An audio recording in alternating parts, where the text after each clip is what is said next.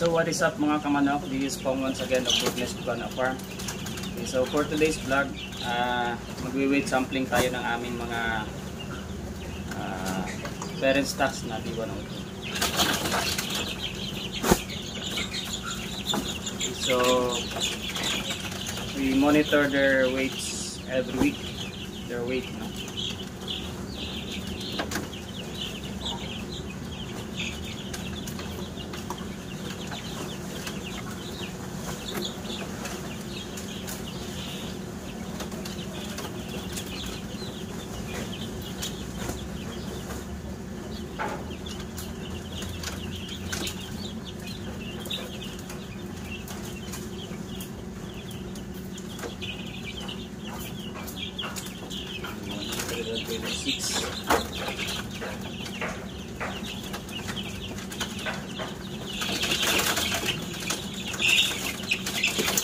So by now okay na sila, nakabawi na 144.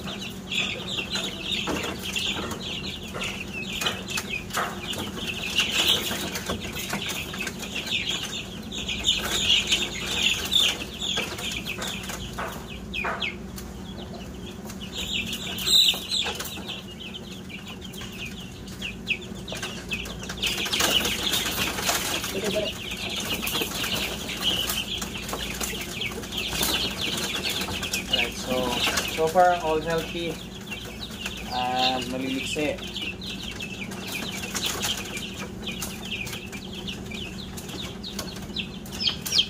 Although may ilan tayo na medyo maliliit pa rin,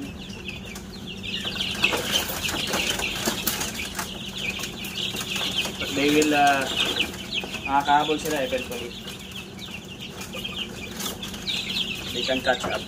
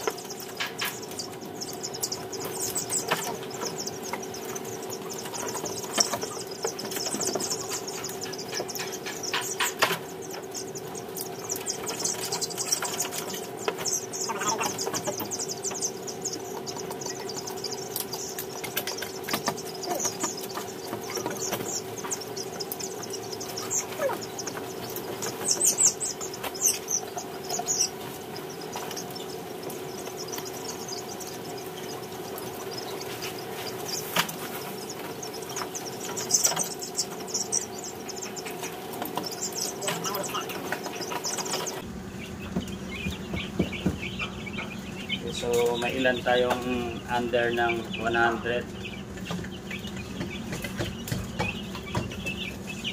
Ngayon, grabe pawis natin. So grabe pawis natin. Ayan, so ganun lang ginagawa natin guys to monitor yung growth ng ating mga parent stocks.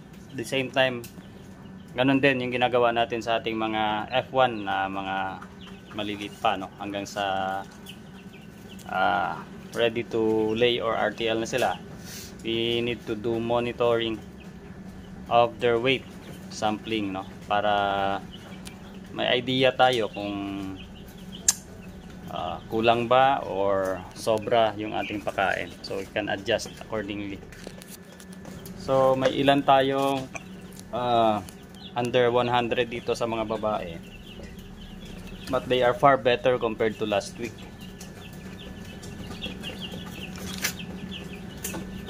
Last week kasi they are around most of them nasa below 50 grams dahil dito stress sila from work, from travel na 2 days, no? So yun lang, quick video for today, no? Monitoring ng ating weight of our D102 parent stocks. So far all good na yung ating mga fully recovered na sila from stress and all. Then weight wise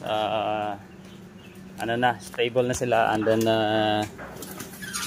okay na, nakabawi na from stress from last week na from their travel na 2 days, no?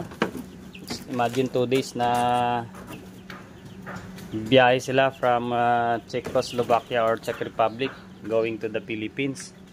Pagdating sa Pilipinas, parang inano lang sila ni Dr. Erwin, sinegregate yung mga orders from Manila or Luzon to other regions. So dire-diretso ang biyahe ng ating mga sisiw dahil walang mga delay. So that's why pagdating nila, they are so light or sobrang gagaan nila. But right now okay na yung ating mga alaga. So that's it lang muna guys. This is Pong of Bootnest Bukana Farm. Once again, thank you so much for watching. Bye bye. So this is the weight of our parent stocks. They are around 16 days old.